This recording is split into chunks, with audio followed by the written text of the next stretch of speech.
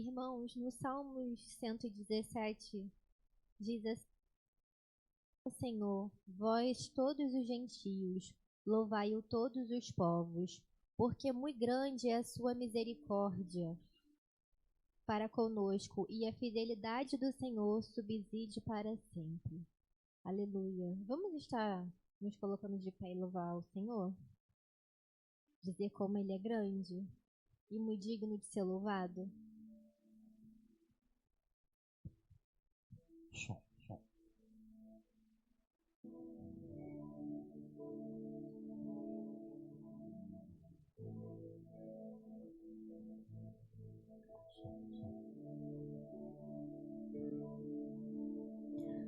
Grande é o Senhor e muito digno de louvor. Na cidade do nosso Deus, teu santo monte, a alegria de toda a terra.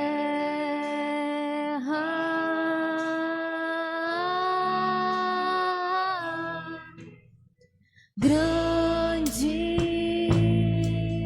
é o Senhor em quem nós temos a vitória e que nos ajuda contra o inimigo. Por isso diante dele nos prostramos.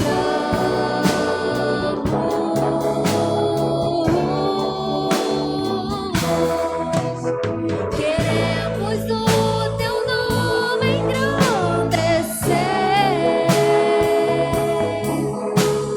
e agradecer-te por tua obra em nossas vidas. Confiamos em teu infinito amor, pois só tu és o Deus eterno sobre toda a terra e céu.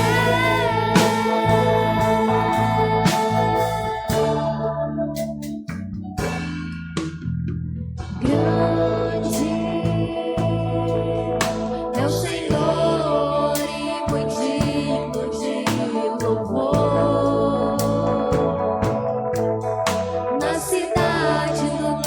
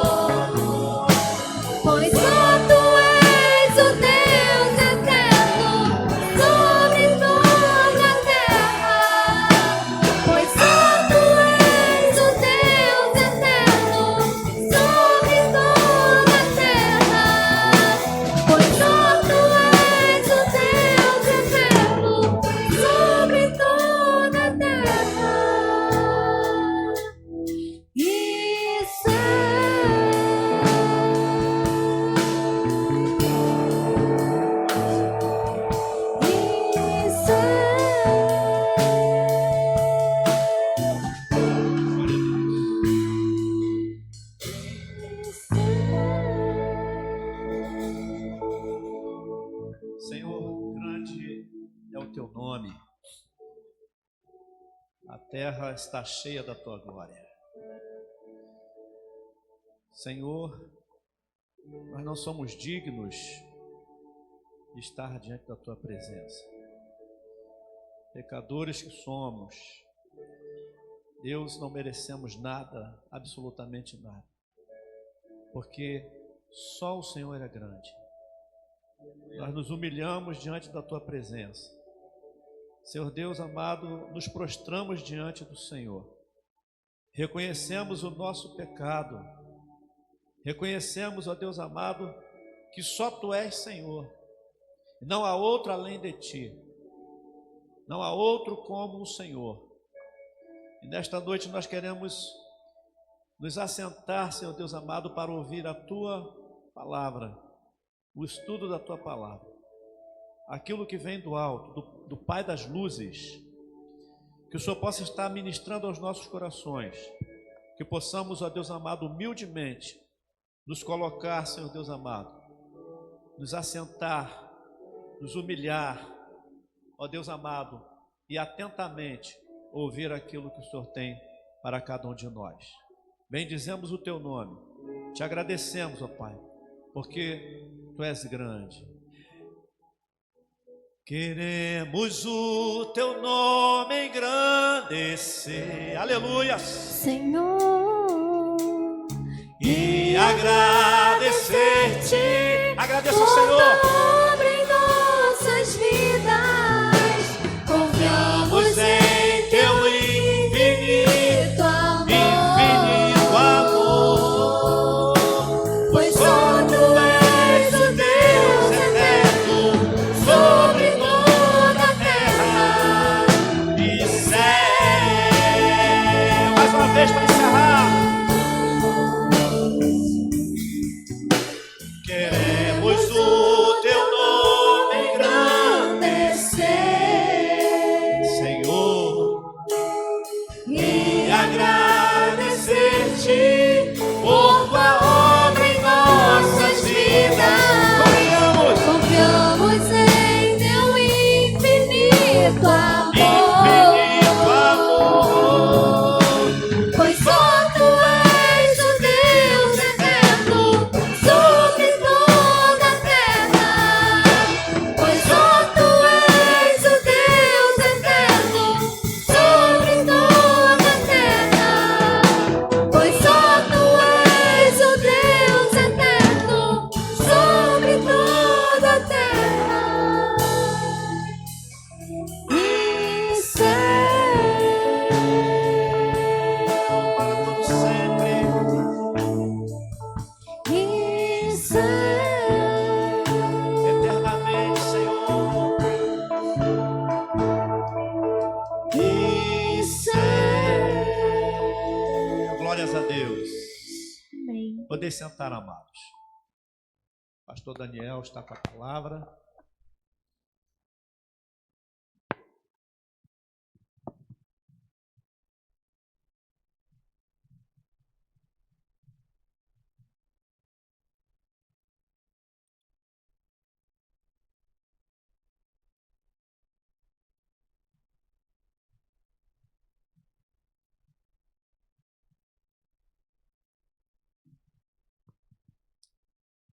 Olá, irmãos, uma boa noite a todos. A quem ainda não cumprimentei, seja a graça do Senhor conosco em mais esse culto de adoração, de estudo da palavra em nome dele. Eu quero compartilhar contigo um texto que está em Jeremias, o capítulo 32.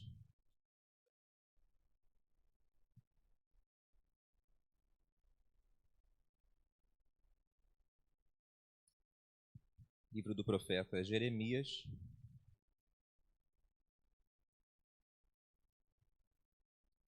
capítulo 32, o verso 40, será o motivo do nosso estudo hoje.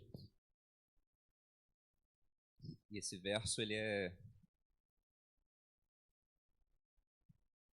responsável por carregar uma verdade fundamental do cristianismo, que é a perseverança dos santos, que vai ensinar que após sermos salvos, Cristo, por misericórdia, ainda nos conserva perseverantes. Ele não só começou a boa obra, mas ele também a completará.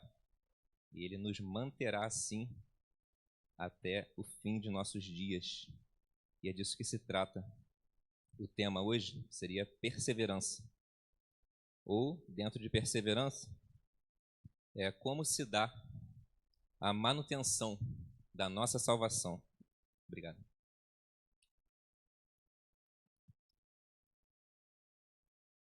Eu queria só dizer antes que esse tema ele é parte de um conjunto de doutrinas chamadas doutrinas da graça, onde um ponto é consequência inescapável de um outro ponto. Mas o que nós vamos ver hoje é apenas o último ponto, e como é consequência inescapável, algo mínimo precisa pelo menos ser dito dos demais, até que a gente consiga entender do que se trata esse ponto da perseverança. Eu queria só que a Larissa pudesse projetar para a gente, já a gente vai voltar ao verso, o slide das doutrinas da graça. Não sei se você já teve a oportunidade de ouvir ou de estudar a respeito disso, irmão, numa EBD ou em algum sermão, em algum local. Esses pontos, eles foram estabelecidos, foi praticamente aqui no século XX, próximo de nós. Mas eles já estavam dentro das Escrituras e já eram observados desde o tempo de Agostinho. Agostinho viveu no século IV. O século IV foi ali pertinho de Paulo. O apóstolo Paulo viu a Cristo ressurreto, certo? Ele olhou para aquela luz no caminho de Damasco e falou: quem és tu? Eu sou Jesus, a quem tu persegues. Aquele Paulo ali pertinho. E uns 3 séculos depois vem um homem chamado Agostinho. E ele já via isso nas Escrituras. Só foi organizado a forma como se dá a nossa salvação. Isso aqui não está na Bíblia. Isso aqui são simplesmente títulos que nos levam a pensar a ordem de como se dá a nossa salvação, de como Deus trabalhou para garantir a nossa salvação e para manter isso perpetuamente até o dia da sua volta. E esses pontos, às vezes a gente lê a palavra assim, depravação, parece que a gente só pensa em coisas imorais, né? Em imoralidade.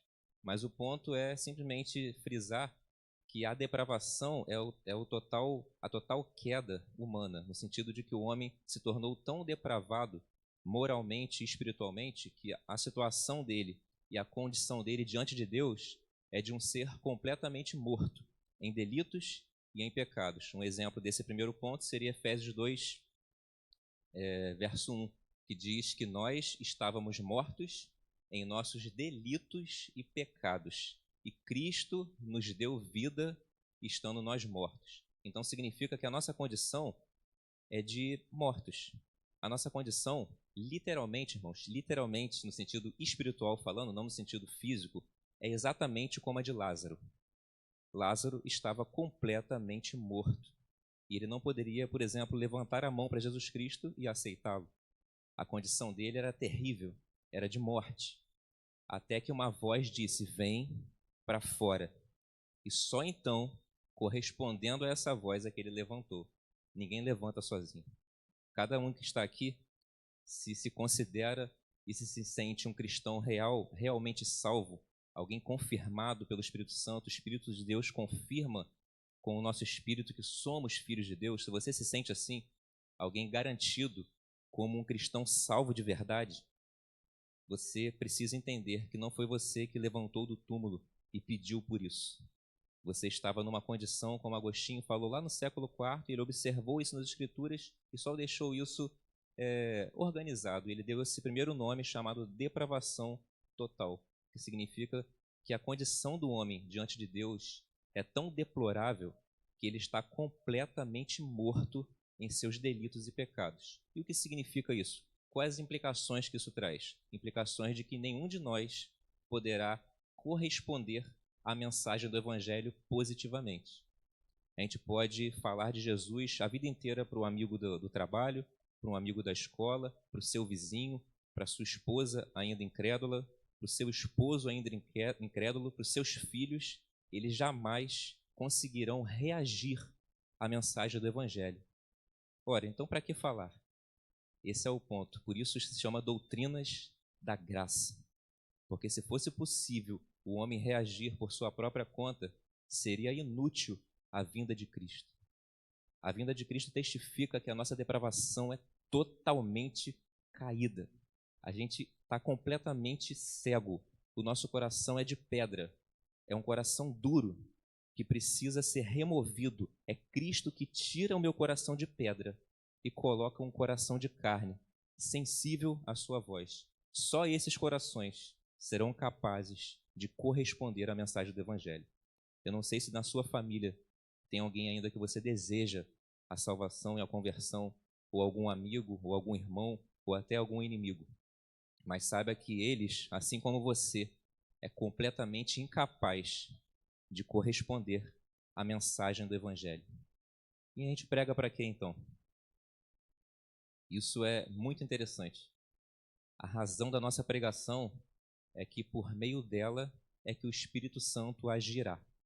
E ele não está esperando que alguém corresponda à sua mensagem, como que de braços cruzados, esperando o homem usar o seu arbítrio para aceitá-lo. Deus está agindo, ele é um ser ativo, ele não é um Deus passivo, ele é um Deus ativo. Ele agiu em você e somente por isso você reagiu à sua palavra. Só quando isso acontece é que o homem sai desse estado de depravação e levanta a sua mão a Jesus Cristo, por assim dizer. Esse primeiro ponto está retratado nesse livro aqui, O Verdadeiro Evangelho. Não sei quantos conseguem ver. Tem um rapazinho aqui meio que se afogando na superfície, dá para ver? Ele está na superfície se afogando. Só que o verdadeiro Evangelho seria como se ele estivesse no fundo do mar. Isto é, cada um que sobe aqui no púlpito, que fala da palavra, que evangeliza alguém, que fala de Jesus para alguém, com maior boa intenção, com temor, com muita oração, insiste naquela pessoa e crê que ela vai vir ao Evangelho, e isso é sadio, isso deve ser feito. Você precisa entender que não existe ninguém na superfície se debatendo, e basta ele estender a mão para o bote, que é Jesus Cristo, ou estender a mão para a boia, que é Jesus Cristo, e se salvar. É como se Cristo estivesse ali estendendo a mão para ele, esperando que ele estenda também. Esse cenário, irmãos, ele não existe. Não existe absolutamente nenhum de nós, nem o Gessé, nem o pastor, nem a mim, nem o William, nem ninguém que antes da conversão estava assim se debatendo e bastava você estender a sua mão, compreender essa mensagem, compreender que aquele bote te salva, que aquele salva-vidas vai te ajudar, e você bastaria estender a sua mão e ser salvo.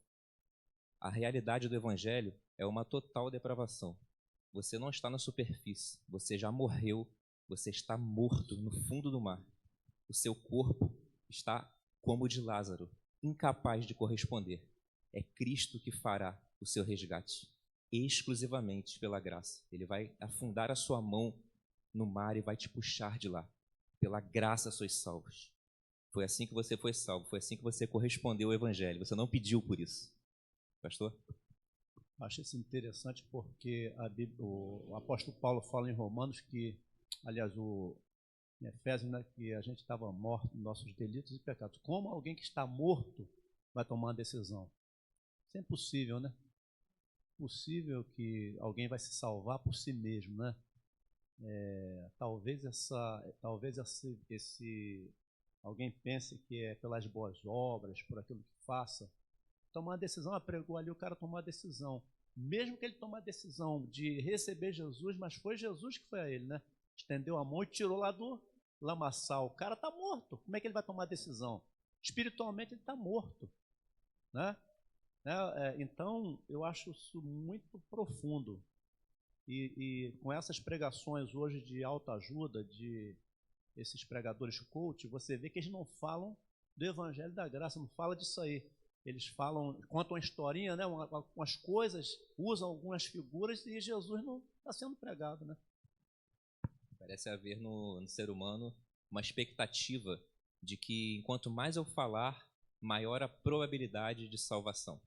Enquanto mais eu insistir, eu aumento a possibilidade daquela pessoa se render. Não existe aumentar a possibilidade do Daniel de se render. O Daniel não se rende.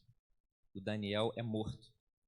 Por algum motivo, não sabemos qual, Deus resolveu despertar o Daniel lá do fundo do mar e trazer ele para fora. Vem para fora. E aí eu correspondi. E essa correspondência, 4, é irresistível. Não é uma obrigação.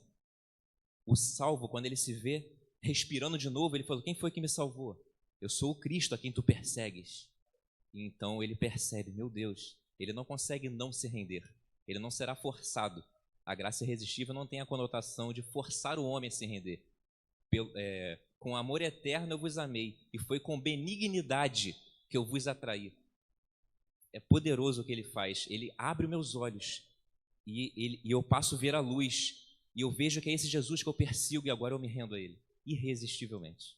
Sem reservas. Tem um nome específico para isso? Porque a gente sabe que não é o livre-arbítrio, né? Porque nós não temos isso, né? Que a gente costuma dizer: eu aceitei Jesus como o meu único e suficiente Salvador, né? Mas foi a ação do Espírito Santo. Nós não temos essa, vamos dizer assim, essa vontade, né? Esse querer.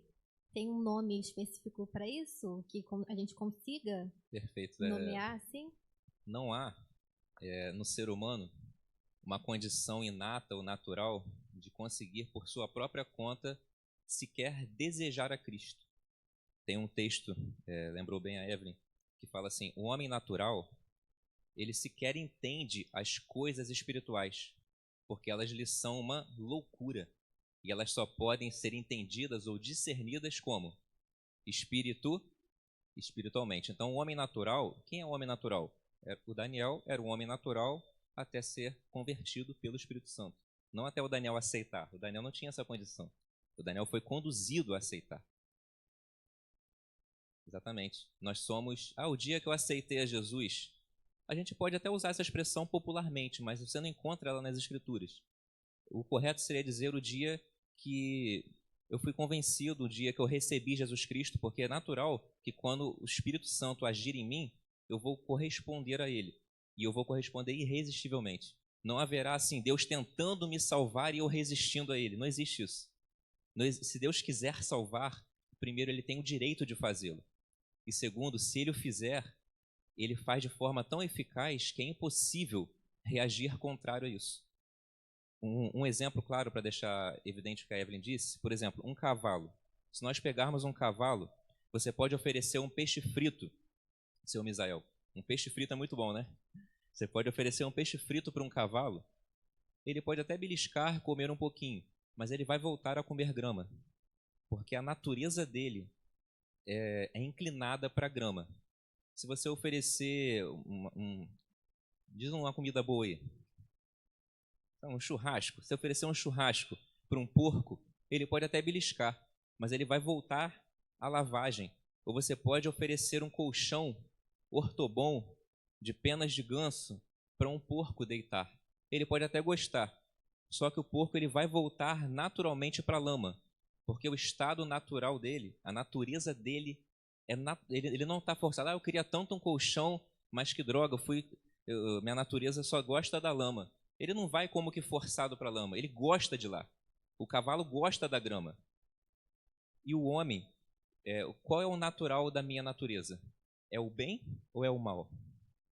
Eu não gosto do bem. Eu faço força para fazer o bem. Por exemplo, dar um bom dia todo dia, ser gentil todo dia, ser paciente todo dia, tudo que tem relação com o bem ou com coisas boas, é muito difícil da gente conseguir agir com naturalidade. A gente faz força para ser bom, porque o bem é algo contrário à minha natureza. E o que é a favor da minha natureza? É o mal.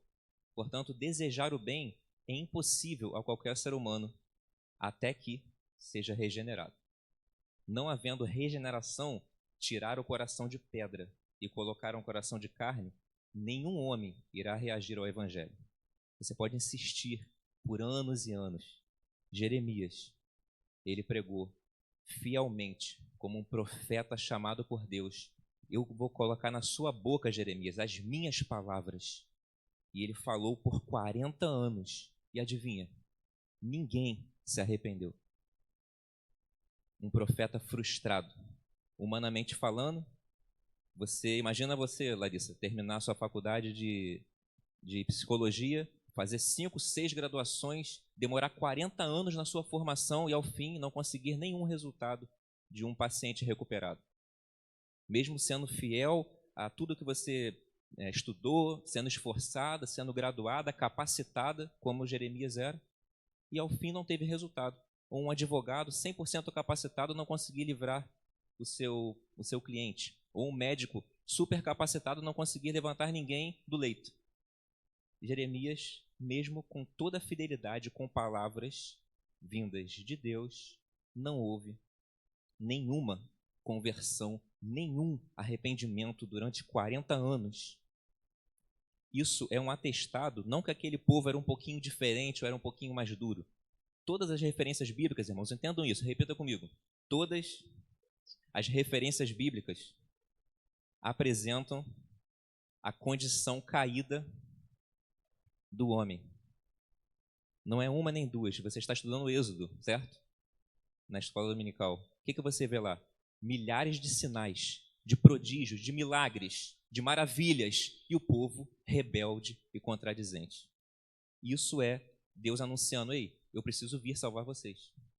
Ei, não há ninguém que possa corresponder a mim, a não ser que eu mude o coração. Por que Moisés correspondeu? Deus mudou o coração. Por que Abraão correspondeu? Porque ele era um homem de grande fé. Ele é o autor da fé de Abraão. Só por isso, e exclusivamente por isso, ele correspondeu, porque Abraão também era totalmente depravado, caído, cego, um Lázaro, ou o que a gente repetiu agora juntos? Que todas as referências indicam uma condição caída do homem. Ossos secos. Lembra disso? Prega para ossos secos. É isso que o pastor faz aqui toda vez que ele sobe aqui, falando com pessoas mortas. Evidentemente, fomos vivificados em Cristo. E quando você sai daqui e fala para alguém, você precisa ter a consciência de que não é a sua insistência, a sua sabedoria, o seu linguajar, a sua eloquência que vai ajudar essa pessoa a chegar a Cristo. Ela tem a mesma condição que eu de chegar. Nenhuma. Absolutamente nenhuma. Ela é uma tábua fria. Ela é morta, ela está no fundo do mar. Cristo, por uma ação benevolente, maravilhosa, segundo o beneplácito da sua vontade, não sabemos qual critério ele usou, ele quis salvar alguns dentre todos os perdidos. E por que não salvar a todos? Esse é o ponto. A eleição incondicional. O que vem na sua cabeça quando você fala disso? O que quer dizer primeiro eleição e o que quer dizer incondicional?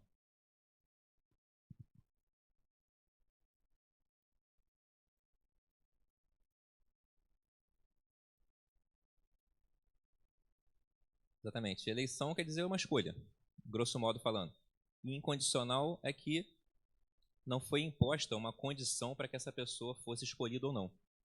Isto é, por que eu falei no início que esses pontos são consequentes e são inescapáveis um do outro? Se você entende o primeiro, é evidente que o segundo é consequente. Se não há ninguém que possa corresponder, então essa escolha e essa salvação não está condicionada a nada, porque ninguém pode corresponder. Não há quem possa cumprir os requisitos dessa lei e ser salvo. Não há quem possa ouvir: ei, negue-se a si mesmo, tome a sua cruz e siga-me. Ninguém consegue. Ou vai e não peques mais. Ninguém consegue, percebe? Nós somos caídos, irmãos. Se você entende hoje o Evangelho, é porque sua mente foi aberta pelo Espírito Santo de Deus. Isso é poderoso demais. Você não entendeu isso. Parece que é simples hoje. Parece que é só falar do Jesus e alguém vai levantar a sua mão, né? Jesus vai levantar a mão dele. Jesus vai resgatá-lo. E eu creio que existe essa eleição incondicional de modo tal que haverá salvação segura e certa. Porque eu vejo diante de mim pessoas salvas. Foi por meio disso. Não houve condição que Deus pudesse colocar. Não, segundo cumpre essa condição aqui para você ser salvo. Uma condição dessas é crer. Quem crê será salvo. Mas o ponto é, escute isso, estão comigo? Quem crê será salvo, amém? Qualquer um que crê. O babilônico, se ele crê, será salvo. O romano, o satanista, o ateu, qualquer um que crê será salvo. Quem é que pode crer?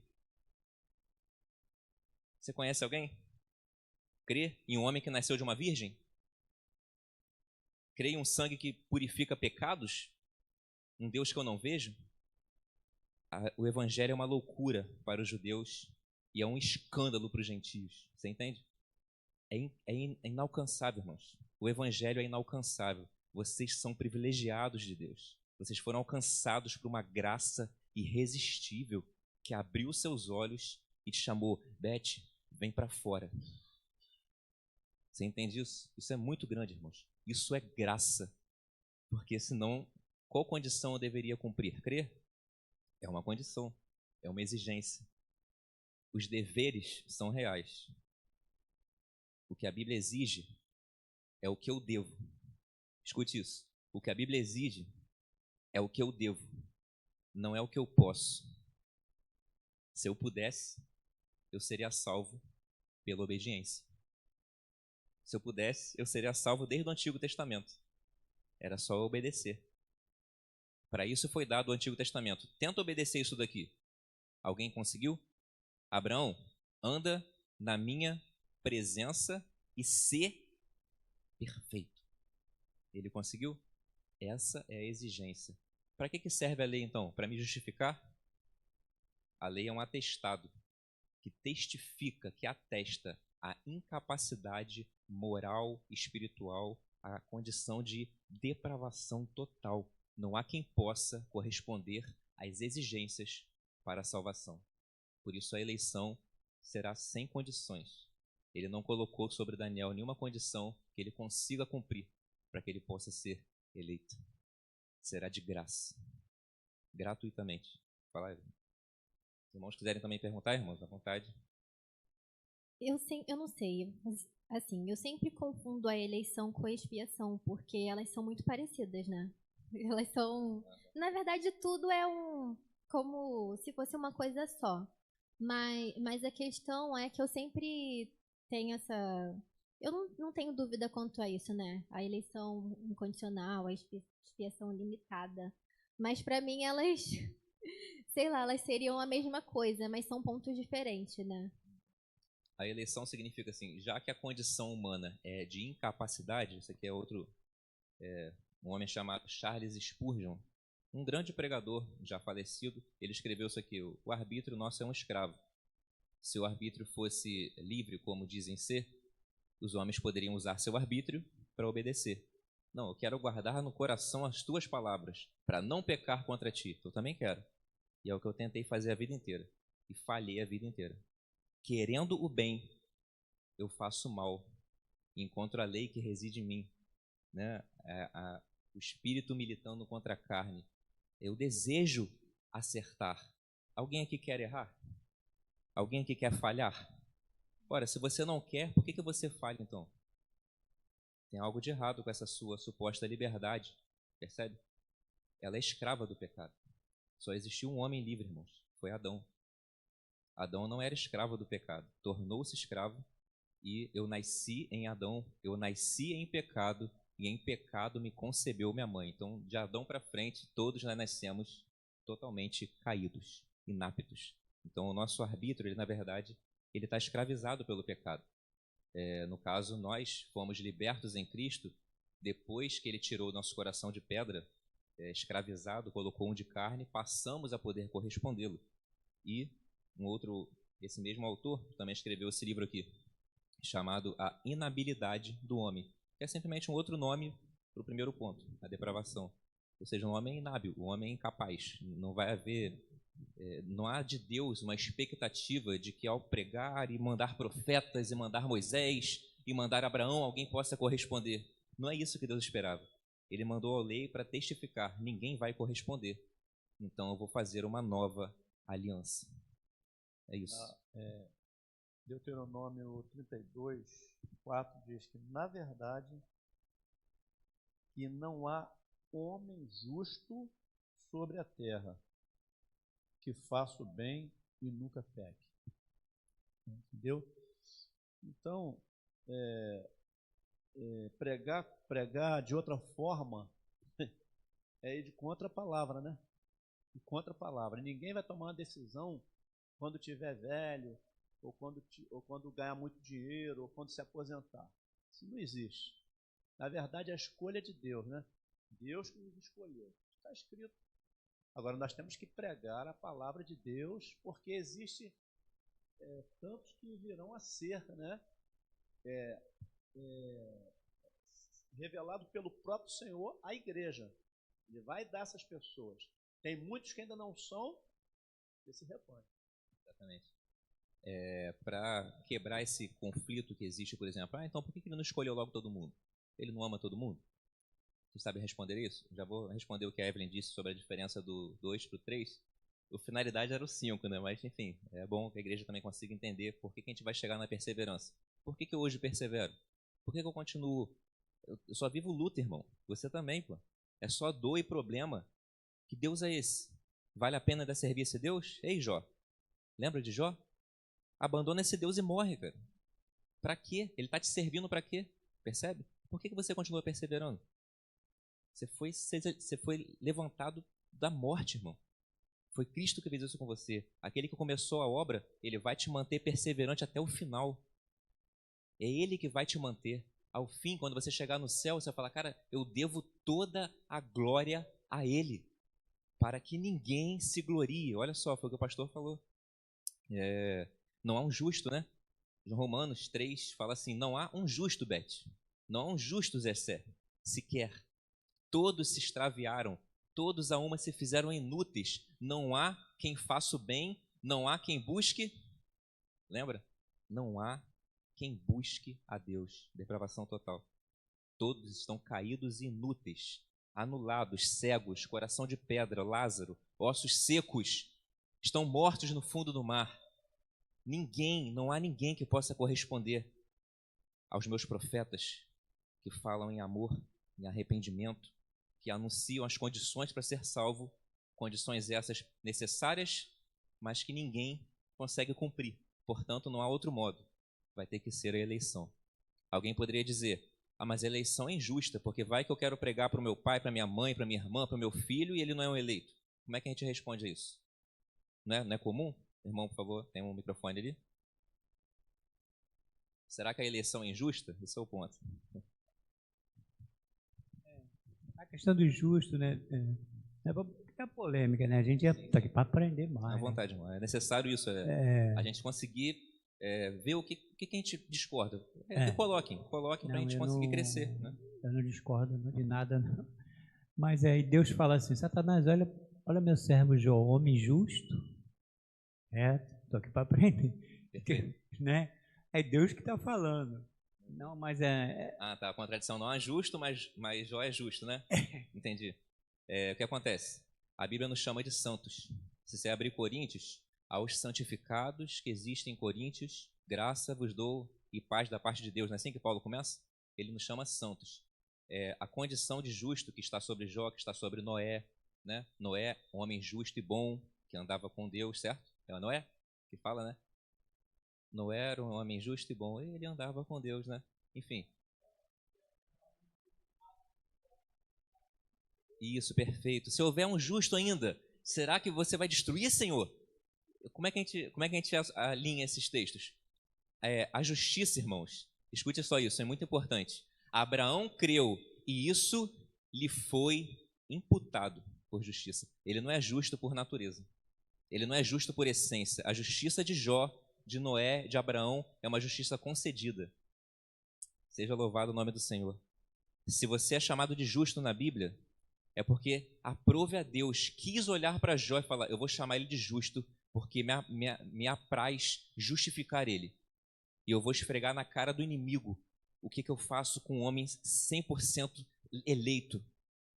Não é? Há uma contradição na nossa leitura de Jó, a gente acha que é o diabo, por assim dizer, perdoa a expressão, esfregando no rosto de Deus. Aqui, ó, pega esse Jó, tira tudo dele, vê se ele não vai te negar. Vê se ele não vai te negar. É Deus, por assim dizer, provocando o inimigo. A grosso modo falando, tá, irmãos? Respeitosamente, com temor. É Deus provocando o inimigo. O que eu fiz, a obra que eu faço é tão eficaz, é tão eficiente, que não há nada que pode separar você do meu amor. Nada nos separará, nem a morte, nem a vida, nem a angústia, nem poderes, nem altura, nem principado, porque estou bem certo que nada nos separará do amor de Deus. O que ele fez, por isso que o primeiro ponto, contrário, seria o arbítrio livre, ou livre-arbítrio, né? Onde a pessoa que vai escolher. Mas entendemos, segundo as Escrituras, que o primeiro ponto é totalmente caído, então não há essa liberdade do homem, de forma que não vai haver correspondência nenhuma de homem nenhum. Se houvesse, seria desnecessário Jesus Cristo vir. Ele veio para que a gente tenha vida.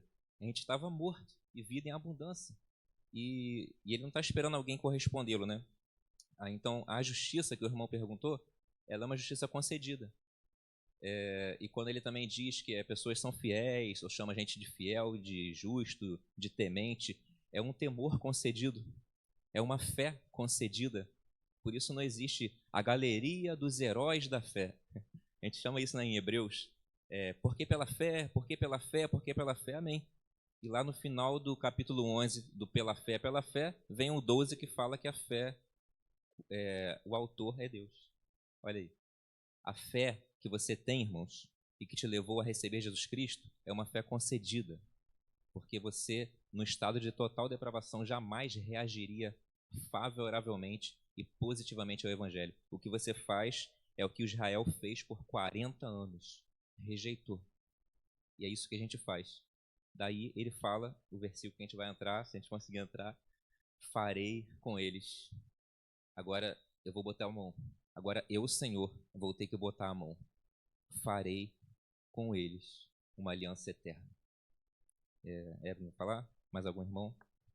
Você tinha perguntado, né? Por Vou quê? diferenciar também. Não, você perguntou aí porque sobre, eu não posso pregar a palavra para o meu pai, para minha mãe.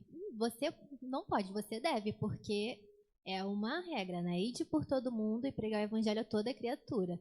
Não significa que o coração deles vão estar abertos ao evangelho, mas foi o que Deus mandou. Está, exatamente. Exatamente, foi o que Deus mandou. Vai lá e pregue até eu voltar, que um dia eu vou voltar, né? Perfeito. Se o coração dele vai estar aberto ou não, isso é com a pessoa e com Deus. Olha só que coisa difícil. Eu também tenho parentes a quem eu desejo a salvação. Tenho amigos no trabalho, tenho inimigos, e a gente deseja que eles sejam salvos. E eu sei que a condição deles é exatamente igual à minha. O meu muito falar não vai mudar o coração dele. Mas se eu não falar nada, a Bíblia diz que a fé, ela vem pelo ouvir. E o sentido do texto não é a insistência, irmãos. Quer dizer que o meio pelo qual Deus moverá o coração do homem é por meio da palavra.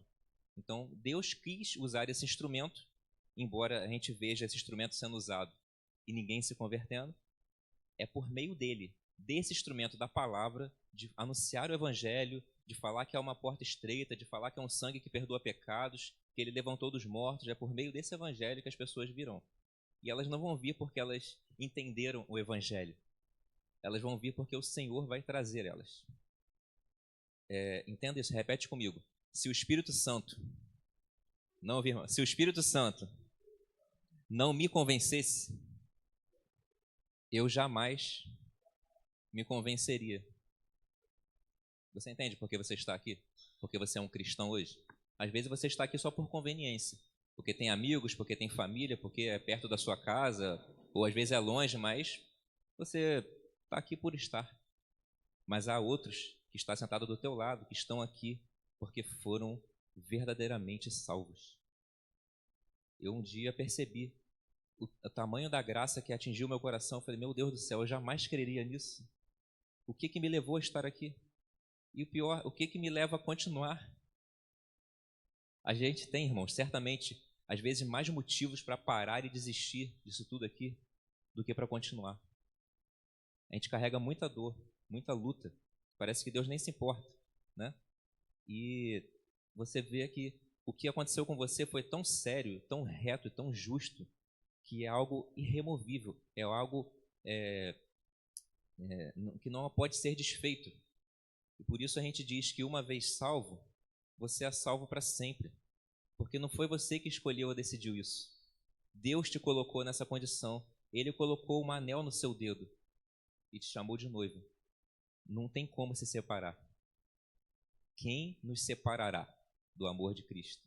Nem mesmo a morte, nem a vida, nem anjos, nem principados, nem coisas que ainda vão acontecer, que estão por vir, nem coisas do presente, nem mesmo a angústia ou qualquer outra criatura vai poder te separar. Você entende que a palavra separar é isso, é perder a salvação, é ser tirado dessa aliança. Não vai acontecer.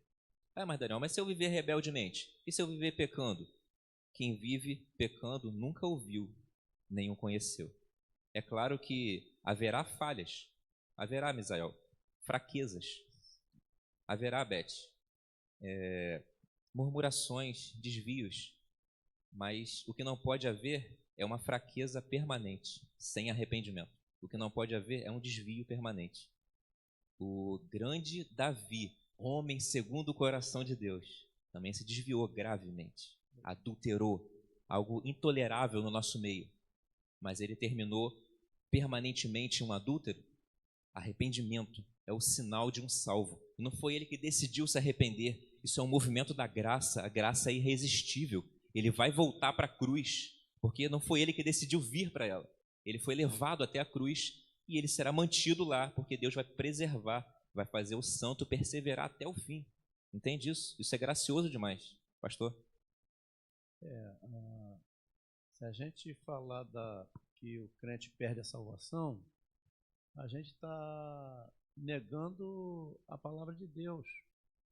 O apóstolo Paulo, falando em Romanos 8, ali ele dá um esclarecimento. Quem nos separará? Ele dá ali a lista, uma lista grande: morte, tribulação, fome, nudez, perigo, nada. Então, é negar a palavra quando alguém pensa assim. Ah, mas fulano, não importa. Eu até acredito o seguinte, que se alguém que chega aqui, como tem muitos que já chegaram aqui, se converteram, foram batizados, tomaram a ceia, se desviaram, eles se desviaram. Será que eles se desviaram? Será que eles conheceram? Será que eles foram escolhidos?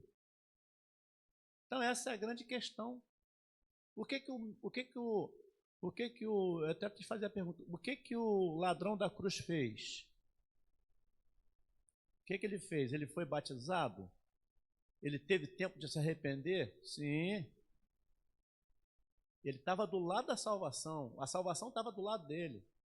Senhor, lembra-te de mim quando entrares no teu reino. Olha só, não vou esperar chegar lá não, hoje mesmo tu estarás comigo.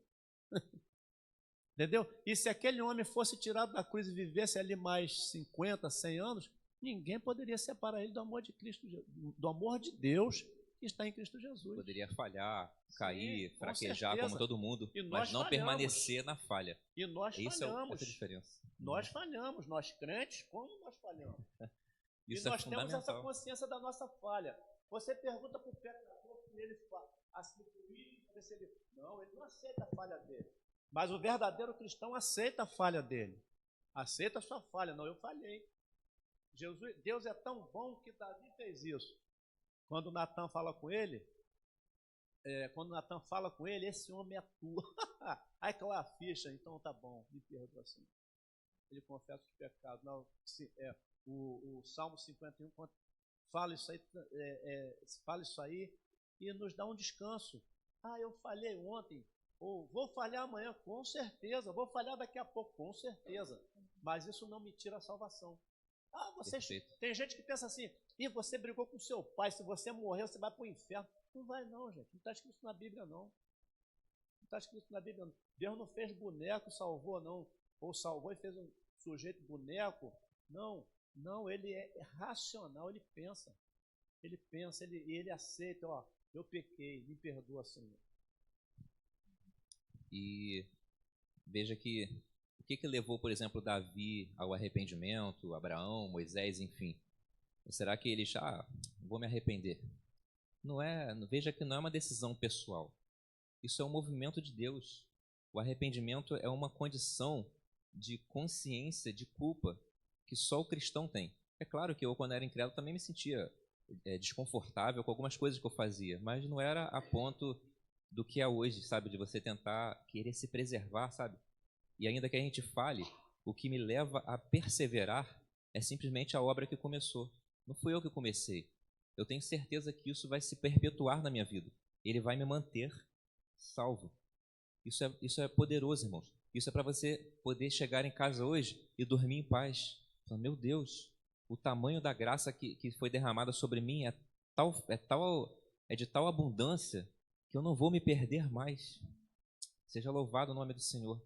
Nada vai poder te afastar disso, irmãos. Aqueles que o Pai me der, eu jamais os lançarei fora.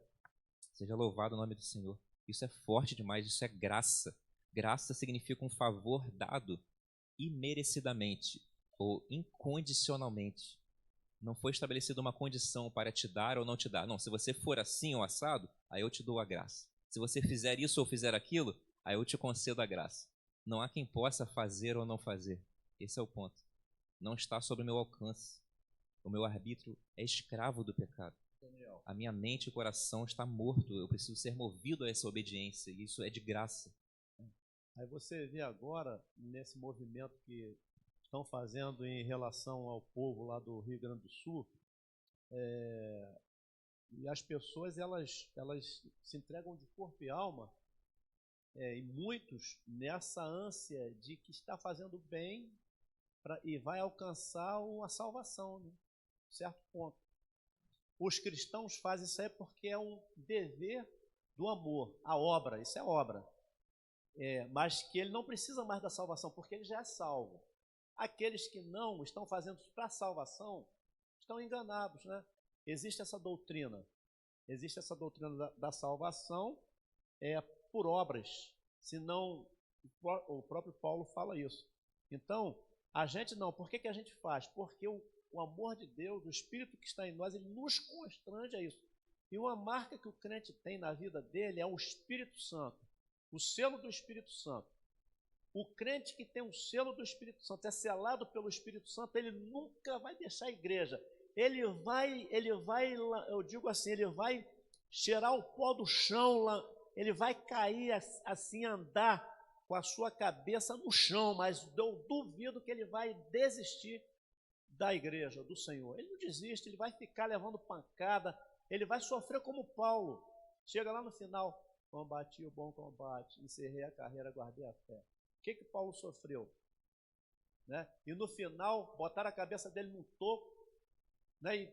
E veio ali o carrasco e cortou a cabeça de Paulo, arrancou fora. Né? E ali foi a vitória de Paulo maior, né? A maior vitória dele. Ele sofreu e ele nunca deixou. Por quê? A marca do Espírito Santo. Ninguém tira. Isso aí já está selado, né? Ninguém desiste. E eu vou ao texto, mas eu não vou me estender mais ele, que a gente já chegou no horário. Mas veja só, esse Daniel, texto... Sim. Hoje, é. Tranquilo. Nada, quinta que vem, você fala?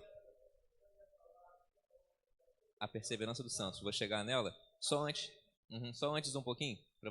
A Evelyn perguntou a diferença, né? A eleição, ela é incondicional, porque já que o homem é caído e cego, ele nunca vai reagir, né? Ele é um Lázaro no túmulo, ele não vai reagir. Então, a eleição precisa ser de uma forma fora do homem, algo incondicional, algo que não seja uma exigência que condicione ele ser ou não salvo. Então, Deus vai fazer. O ponto é, por que ele não faz por todo mundo? Parece... esse exatamente. Por que ele não fez isso por todo mundo, então? Por que ele, já que ninguém consegue... Se a condição de vir a Deus é crer, é se arrepender e ninguém consegue porque está morto, né? Porque é um Lázaro, é um osso seco, então só por meio de uma eleição. Por que ele não elegeu ilimitadamente? Por que a expiação é limitada? Veja só, dentre os salvos, Deus não fez acepção de pessoas. Ele escolheu, inclusive, romanos para receber a salvação. Ele escolheu filisteus para receber a salvação. Ele escolheu judeus e gentios. Ele não fez acepção. Dentre os seus eleitos existem todo tipo de raça, cor, religião, arrependida, claro, movida por Deus. Não há acepção. E por que ele não fez por todos? Porque ele não deveria fazer nem pelos seus eleitos. Ele não nos deve nada. Isso é misericórdia. A eleição não é um ato de injustiça. Esse Deus é injusto. Ele deveria fazer por todo mundo. Eu tentando dizer para Deus o que ele deveria fazer. Olha isso. Esse Deus é injusto. Ele deveria derramar essa graça para todo mundo, porque ninguém consegue alcançar ele, não é? Mas ele não deveria fazer isso nem pelos eleitos. Sem a eleição, nem os eleitos se salvariam. E dentre os eleitos tem pessoas ruins como eu. Tem adúlteros como Davi. Tem mentirosos como Abraão. Percebe, irmãos?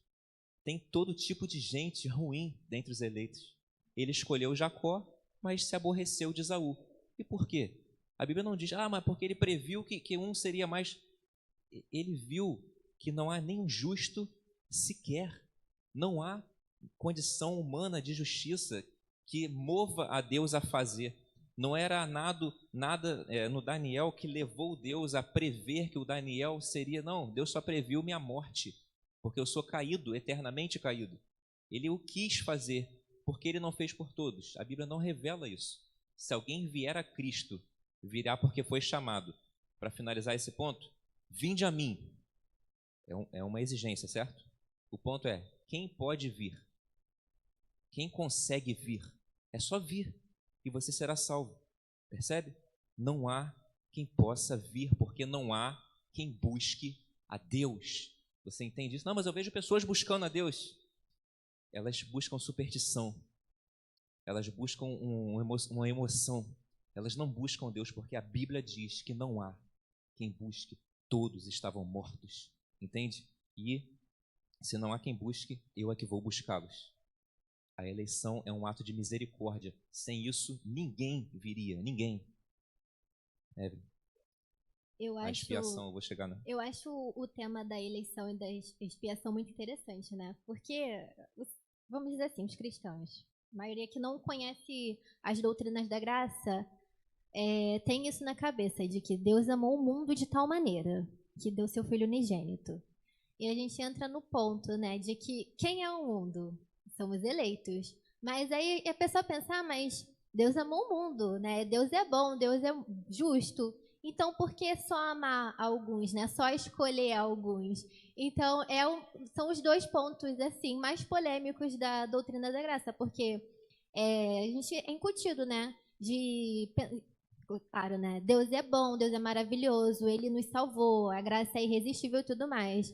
Então, para algumas pessoas entenderem, a eleição e a expiação é um tema muito polêmico, né? Por que só alguns foram eleitos e não todos?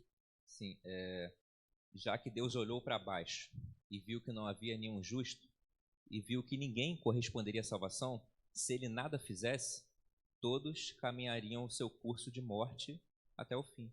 Ninguém reagiria às palavras de Jeremias, de Isaías, de Paulo, ninguém. Ele o fez de graça, por isso que a graça, ela é algo imerecido. Ela foi dado aos eleitos que também não mereciam. Eles não são especiais, entende? E por que ele não fez por todos? Nós não sabemos por quê. Nós sabemos que pessoas perecem. E por que elas perecem? Porque esse já é o curso natural. Mas se Deus quisesse, se Ele quisesse salvar, Ele a salvaria.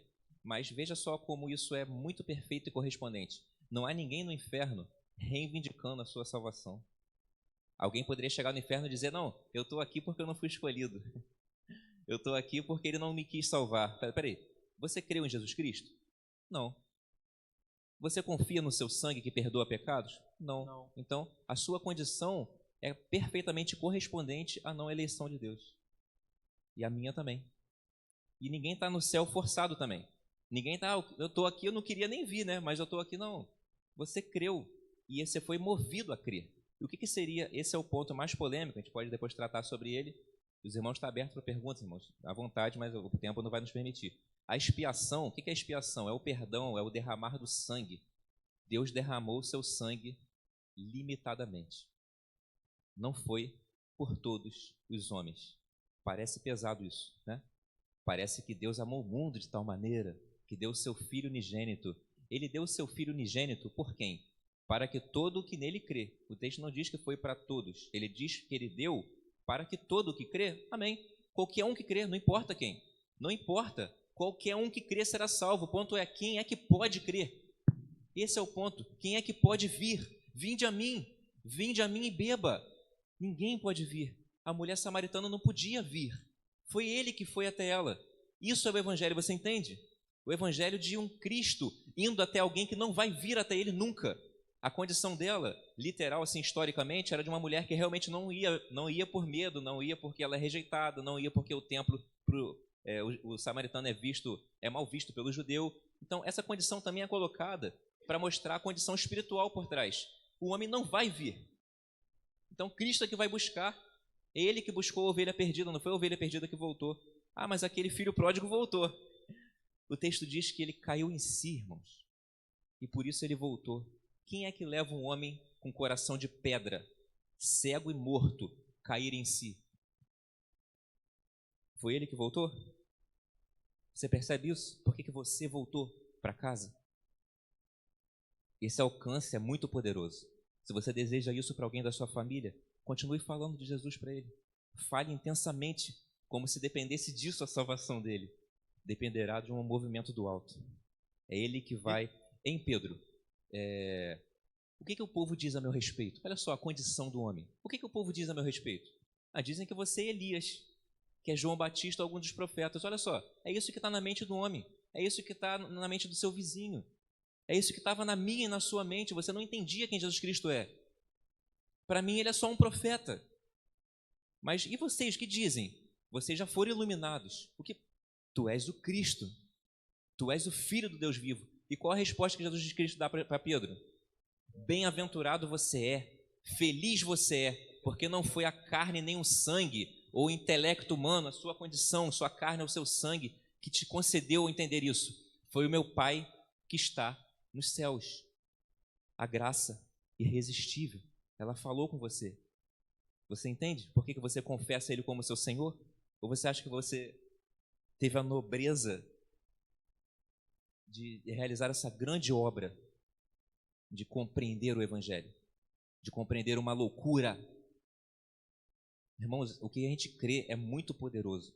A gente crê em coisas sobrenaturais. A gente crê em um Deus sobrenatural, além do natural. Isso não é... O homem natural não entende essas coisas sobrenaturais. Como você espera que alguém reaja? Entende isso? Pregue o Evangelho e Deus fará. Não está na condição deles. É Deus que vai trazer, incondicionalmente. Pastor Daniel, uma coisa muito importante para nós cristãos é o seguinte. O ímpio pode não crer. E ele tem o direito de não crer. Mas por que a gente crê? Porque está escrito, é a palavra de Deus. Está escrito. Será que Deus abriu o mar vermelho? Não interessa se abriu ou não, está escrito. Eu creio. Lázaro, não interessa, está escrito. Eu creio. Jesus ao terceiro dia ressuscitou. Eu creio, está escrito. Não é porque eu tenho... Não, está escrito, então eu creio piamente naquilo ali. Eu creio que eu vou morrer, vou para o céu, eu creio. Porque Ele me escolheu. Então tem que ser assim. Eu não sei. Será que Jesus vai voltar? Vai perguntar nessa igreja da moda aí. Fala do plano de salvação e não sabe nada. Não sabe nada do plano da salvação. Não sabe nada de eleição, não sabe nada de justificação, não sabe nada porque não lhe é pregado. É pregado conversa fiada, está escrito. Está escrito. Os milagres aconteceram. Deus tinha um propósito nos milagres. E tem. Acontece hoje, acontece. Então, o que a gente precisa crer é que está escrito. E acabou. Tem gente dentro da igreja que não crê, tá? Tem gente dentro da nossa igreja aqui também que a banda está passando, ele está dormindo. Mas está escrito, Jesus vai voltar, irmão. Não deixa a tua lâmpada preparada com azeite, não, para tu ver. Né? Eu vou só usar o texto, em seguida em outro culto de doutrina, a gente vai voltar nesse texto, né? Se o pastor permitir, a gente vai, porque não deu tempo de vê-lo. Ele é o quinto ponto. Então, a salvação não se perde. Então, uma vez salvo, salvo para sempre, eu vou perseverar até o fim. E se eu falhar, como é que vai ficar isso? Veja só, está escrito aqui. Esse é o verso, esse é o ponto. O Jeremias, só aquele slide anterior, aquele slide, condição ou consequência, né? Olha só, a perseverança, antes de botar Jeremias, né? A perseverança, irmãos, ela é uma condição para você ser salvo ou ela é uma consequência? Você consegue responder a isso? Se eu não perseverar, eu vou ser salvo? Se sim, percebe? A perseverança, ou seja, o que é perseverança? É você se esforçar, você se dedicar, né? Isso no senso comum. Tem um ponto sobre perseverança que é fundamental na Bíblia. A perseverança não é uma ação do homem. É isso que a gente vai ver rapidamente. Fala, irmão. Pastor, tem um texto na Bíblia que eu não guardo não, mas aquele que perseverar até o fim será salvo. Então, é condição ou é consequência? Oi?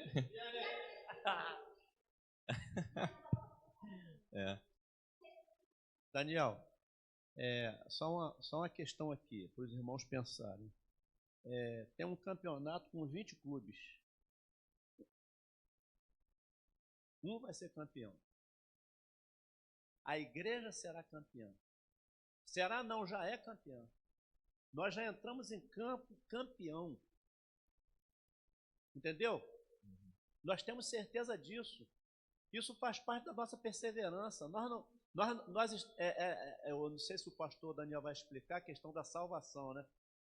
A salvação eterna, a salvação dos perigos, a salvação do pecado. Tem esses pontos também que a gente precisa entender dentro desse ponto aí, né? Mas o que eu queria dizer é isso aí. Tem 20 clubes lutando por o segundo lugar campeão. Ele é vice. Ele é vice. Ele é vice-campeão. Agora, o campeão de verdade, ele vai levar a taça, como Paulo fala. Ele não corre no estádio, né? Ele não corre no estádio dando soco no ar. Não. Eles corriam para uma... Paulo está usando ali a figura do Coliseu nas Olimpíadas, né? Que o prêmio era uma coroa de louro, né? E, enfim, são questões que a gente está correndo no estádio, mas não está correndo em vão. Nós já sabemos que nós somos campeões, né? A gente já venceu. O que vai acontecer daqui para frente não quer dizer que eu tenho que parar. Então eu vou viver rebeldemente, já estou salvo. Então não é isso. Isso é uma atitude de quem não entendeu a graça ou que não foi agraciado ainda. Se você não deseja perseverar, irmão, você ainda não entendeu o que a graça significa. Possivelmente pode ser isso também, ou pode ser simplesmente um desconhecimento, né? Vejamos, a perseverança, ela é uma consequência ou ela é uma condição para ser salvo? Se a eleição ela é incondicional, não há uma condição sequer que Deus coloque para você ser salvo ou não. Sendo que o salvo, ele vai perseverar. A perseverança é uma condição para ser salvo? Ela é uma condição, porque se você não perseverar, você não testifica o sinal da salvação. Mas não quer dizer que é o meu desempenho pessoal que, em última análise, irá me salvar. Percebe? A obediência é uma condição? Tem que obedecer. Fé é uma condição? Arrependimento é uma condição? São condições. Todas as condições bíblicas são inalcançáveis. Todas. Todas são concedidas de graça. A sua fé não foi você que conseguiu, irmão. A sua perseverança é Ele que coloca o desejo até de orar em você. Seja louvado o nome do Senhor. É Ele que faz você querer se santificar. É Ele que faz você sentir que cometeu algum erro e você quer se arrepender. A perseverança é um movimento não do homem, não é uma virtude. Eu anotei aqui até para ficar evidente para a igreja.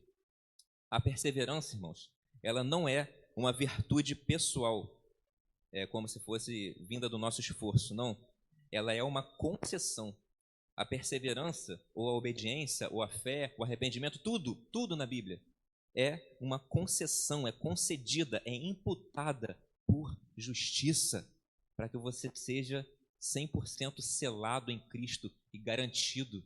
Entenda, você foi salvo. Ele não morreu para possibilitar a salvação, ele morreu para efetivar a sua salvação, para carimbar. O escrito de dívida, diz em Efésios, salvo engano, foi rasgado.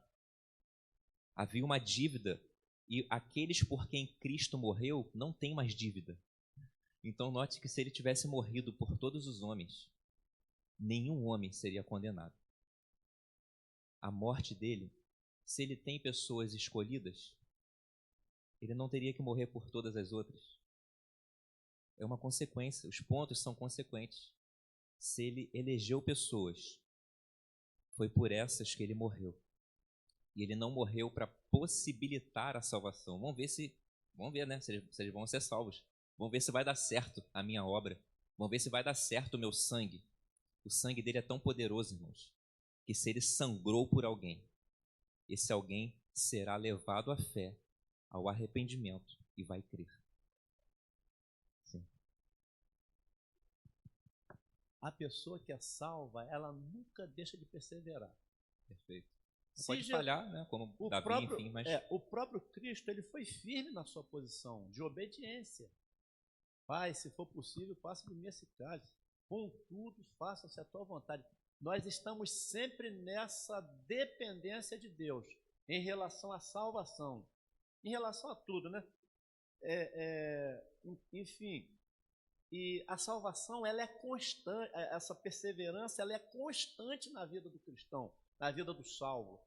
Ele persevera até o fim, entendeu? Poxa, está lá doente, olha, vamos supor que a irmã Ruth, que já foi embora, estou sempre falando isso, foi embora, estava lá, aí chegasse Satanás lá, Ruth, olha só, você é diaconisa lá da igreja Amendoeira, eu vou dar um jeito aqui, vou fazer um acordo aqui com Deus, você vai ficar curada. Eu duvido que Ruth ia aceitar. Por quê? Perseverança naquilo que ela creu, naquilo que acreditou, até o fim. Então, o crente fiel, ele persevera até o fim. E, como eu falei, como Paulo chegou até o fim, ele perseverou. Por quê? Ele já era um campeão. Aí, o que estava aguardando ele? A coroa, né? Que está me reservada. Todos nós temos essa coroa reservada. E por que eu não vou perseverar? Né? E outra coisa a gente estava falando, a questão do pecado que a gente peca, uma diferença que há no crente que tem o Espírito Santo, né? Ah, é possível ele pecar, ele peca, mas eu duvido que qualquer crente, qualquer um de nós que peque, que o Espírito Santo não fala com a gente, ó, isso aí está errado. Isso aí está errado. O guarda te parou ali, fez a blitz ali, parou o teu carro, você está com documento atrasado, deixa levar teu carro. Deixa levar teu carro, é assim. Não, dá uns 50 conto aqui, uns 100 reais. Não, porque o cara está perseverando. Está perseverando. Não é? Está perseverando. São frutos da nossa fé, são sinais constantes de fé. Então, a gente tem que andar certinho. A gente tem que andar certo, correto. É justo, isso é justo. Pastor Novaes falou uma coisa muito interessante aqui. Pega o ônibus, o motorista é tão bonzinho, né? Ele parou na porta da minha casa. Não, isso não é questão de justiça, não. Ele tem que parar no ponto. Porque se ele parar fora do ponto, ele está errado. O crente é assim, ele é justo. Né? Ele é justo. Então, perseverar é uma questão também de justiça. De justiça e vinda de Deus, né, para nós. Pastor, quando Davi era pastor de ovelha, ele mandou chamar ele, foi se apresentar a Saul, na época do gigante, né? Aí Saul falou para ele assim, rapaz, você não vai poder pelejar contra o gigante, desde pequenininho, ele já treina, já. Aí Davi contou essa experiência. Eu matei um gigante, eu matei um urso e um leão. E esse gigante vai ser a mesma coisa. Eu tenho experiência de vida, acho que eu não consigo largar Deus, né? Isso me ajuda a perseverar. Esse movimento é um milagre, irmão. A salvação, ela é um milagre. ela não é uma coisa natural. Crer em Cristo não é uma coisa natural, porque o homem natural não entende coisas espirituais. A gente não entende. Então, pregar para alguém achando que essa pessoa poderá reagir ao evangelho não é correto. Eu não vou deixar de pregar por isso. Eu não prego a quem pregue pensando que alguém poderá reagir e a quem pregue esperando que Deus as faça reagir. Que Deus mude o movimento do coração. Isso é converter, percebe? Isso é irreversível. Depois que isso acontece, é eterno. Ele vai para sempre. Os 5 pontos vão acontecer na vida dele. Ele vai perseverar até o fim, como o irmão falou. E tem uns que a Bíblia, não lembro agora o versículo, que a gente precisa pesquisar, tem uns que falam que por esses não orem, né? Não tem Por esses peço que não rogue. Então, o meu cunhado, ele era pastor, ele foi na Casa de Saúde de Alcântara, na época era hospital, ele foi ele foi lá visitar um sujeito, ele falou de Jesus, não quero não. Ele falou assim, tá bom, então não é para falar com ele. Ué, não é para falar com ele. Não é a decisão dele. Não é a decisão dele. Se existem esses aí, existem os perdidos que não vão para o céu, que a graça não é para ele. Ele não merece, não é que ele mereça a salvação. Deus não se revelou a ele para salvar. Ele não quer como qualquer outro. Como qualquer outro. Como eu também não queria. Eu fui movido a querer. Esse é o ponto. Deus não está na expectativa de que alguém o queira. Ele sabe que ninguém vai desejá-lo. Por isso a salvação é tão poderosa. Por isso é graça. É uma coisa maravilhosa. Poder ser salvo é algo tremendo, irmão. Você nunca viria a Cristo. A gente repetiu aqui juntos, né? Se o Espírito Santo não me convencesse, jamais eu me convenceria, jamais. Né? Só vou finalizar, irmãos. Só ler o texto, a gente vai usar o texto quinta que vem, tá? Só a leitura do texto, Jeremias. A gente vai falar dele ponto a ponto, palavra por palavra, que esse texto é fundamental e é o 5º ponto, é o que a gente ia falar hoje. Jeremias 32, 40, a gente só vai ler e estamos dispensados em seguida. Olha só, Jeremias 32, 40, acompanha ali comigo. Farei com eles uma aliança eterna, segundo a qual eu não deixarei de lhes fazer o bem, e eu porei o meu temor no coração deles, para que nunca se apartem de mim. Quando Jeremias chegou a esse ponto, ele já estava há cerca de quase os 40 anos falando de arrependimento. E qual é a condição do homem? Depravado, caído, morto, cego, ninguém vai responder. Assim como eu também nunca respondi, nem você, até que você foi movido. Deus, sabendo disso, ele vai dizer, então, agora é comigo, sempre foi comigo, diz o Senhor, né? Farei com eles uma aliança eterna, porque a aliança que eu dei, baseado que eles obedeçam, que façam, que sacrifiquem, que entreguem ofertas, enfim, todas essas condições dadas para ser justificado, elas eram parciais, elas eram figura e sombra de algo que é perfeito, daquilo que viria, de um sacrifício final, de uma oferta final, de uma obediência final e 100% perfeita. Então, já que todo mundo falhou, a gente vai ver isso na quinta que vem, farei então com eles uma aliança eterna. Essa aliança, ela é imutável, ela é inquebrável, é a nova aliança. É o Antigo Testamento anunciando que vai vir uma grande aliança final. E segundo a qual, o que eu vou fazer? Eu não vou deixar de lhes fazer o bem, a graça, de mover neles a graça, de movê-los perseverantes, para sempre, para que me obedeçam, não por força, mas por amor. E eu vou colocar o quê? O meu temor no coração deles. Por que você teme a Deus? Por que você crê nele? Não foi você que buscou isso, ou que você alcançou isso. Deus quis, por uma obra graciosa. Agora eu farei, e eu vou colocar dentro do coração deles o meu temor. Para quê? Para a perseverança dos santos. Para que jamais, irmãos, se desviem de mim. Nunca mais vai dar errado. Nunca mais vão cair da graça. Vão falhar, vão murmurar, vão ter seus desvios, mas não serão permanentes esses desvios. Não serão quedas permanentes. Serão passageiras e vão voltar para o arrependimento, porque eu vou botar o temor no coração. Eu que vou mover, eu que vou fazer. É tudo de graça para que ninguém se glorie, como diz a palavra. Interessante, Daniel, porque é uma questão de crer, porque o que Jesus fala de Corazim, ele fala assim, se os milagres que foram feitos em você Não, tivesse sido feitos lá, pô, não se há arrepende. muito teriam se convertido. Ele não se arrepende. Por que Jesus falou isso? Por que ele não fez? Se ele Por sabia, que ele- se ele fizesse, ele sabia que haveria arrependimento. Ele não Aí fez porque ele é o soberano, ele não Jesus fez. Jesus chega diante de Jerusalém e ele chora diante da cidade, prevendo, né, o que ia acontecer. Jerusalém, Jerusalém, que mataste os meus profetas. Cara, olha só que profundo. E até hoje Jesus, aquilo aconteceu. Até hoje Jesus está diante do ser humano. Poxa, eu faço tanto milagre.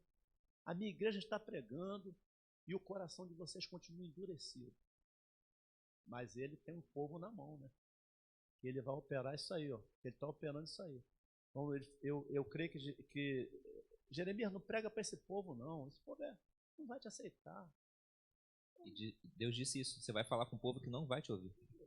Então, por que eu vou falar, Senhor? Porque a condição não é porque esse povo tem alguma coisa diferente, alguma coisa peculiar, esse povo é um pouquinho mais duro. Não, todo mundo é assim.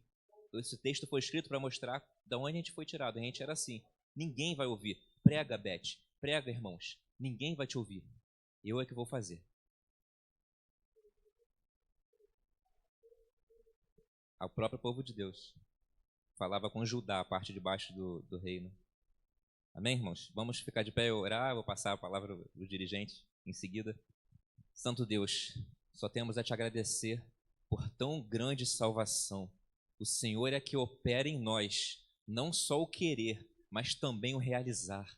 Bendita seja a tua obra, obra de salvação, obra de arrependimento, obra de fé, obra de perseverança, obra de resgate, um sangue tão poderoso a ponto de ser derramado a favor de muitos, como diz a tua palavra. E se foi derramado por alguém, esse alguém virá e vai entrar aqui arrependido e vai levantar a mão, movido pelo Espírito Santo de Deus. Seja louvado o teu nome pelo dia que nós nos arrependemos, porque é impossível resistir a um Deus tão poderoso assim. Seja louvado 3 vezes o seu nome. Nos dá paz, ó Deus, no coração, sabendo que, apesar das lutas lá fora, o Senhor colocou temor no nosso coração e jamais vamos nos desviar do Senhor, porque o Senhor assim o quis. Seja louvado o teu nome. Te agradecemos em nome de Jesus, Senhor Deus. Amém.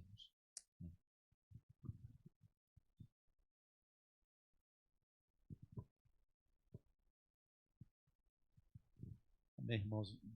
Quinta-feira a gente volta, né? Um estudo bíblico, a gente completa. Então, irmãos, eu gostaria de pedir aos irmãos que orem, continuem orando pela minha irmã. Ela teve lá um probleminha, teve um sangramento, mas já foi atendida, está internada. De repente ela até tem alta, né, por esses dias. Mas eu peço aos irmãos que continuem orando por ela. Amém? E a irmã Hilda também, nós estivemos com ela. Ela está de cama, tá? Não se movimenta mais e uma dificuldade também. Os irmãos orem por essas pessoas. No domingo nós temos a nossa escola dominical e a Santa Ceia à noite, ok? No domingo agora a nossa ceia será à noite, a ceia do Senhor, e nós aguardamos os irmãos. Amém? Estamos dispensados, agradecemos a todos que puderam estar conosco nessa noite.